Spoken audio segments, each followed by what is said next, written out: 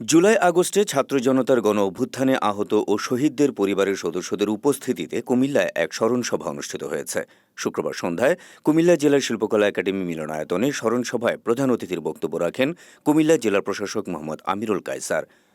অনুষ্ঠানে বক্তব্য রাখেন কেন্দ্রীয় বিএনপির ত্রাণ ও পুনর্বাসন বিষয়ক সম্পাদক হাজী আমিনুর রশিদ ইয়াসিন, অ্যাডভোকেট কাইমুল হক রিঙ্কু, বৈষম্য বিরোধী ছাত্র আন্দোলনের সমন্বয়ক রাশিদুল হাসান, আবু রায়হান এবং জিয়াউদ্দিন মাহমুদ রুবেল।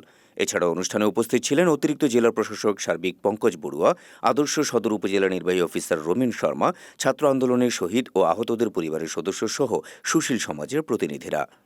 এই যে শহীদদের তালিকা প্রণয়ন, আহতদের তালিকা প্রণয়নের যে কঠিন কাজটি আমাদের কুমিল্লা জেলার সিভিল সার্জন মহোদয় অক্লান্ত পরিশ্রম করে এই তালিকাটি প্রণয়ন করেছেন। আমি একটা প্রতিজ্ঞা করি, আমি অন্যায় করব না, অন্যের কোনো অন্যায়কে আমি সমর্থন দেব না। জেলা প্রশাসকের আহ্বানে আজকে আমরা যে স্মরণ সভা করতে পেরেছি তার মূল কৃতিত্ব হল ছাত্র নেতাদের। ওনাদের এই কৃতিত্বের কারণে আজকে আমরা এখানে দাঁড়িয়ে বুক ফুলিয়ে দুটি কথা বলে যেতে চাই। যারা আপনারা নেতৃত্ব দিয়েছেন ছাত্র জনতাকে সাথে নেই,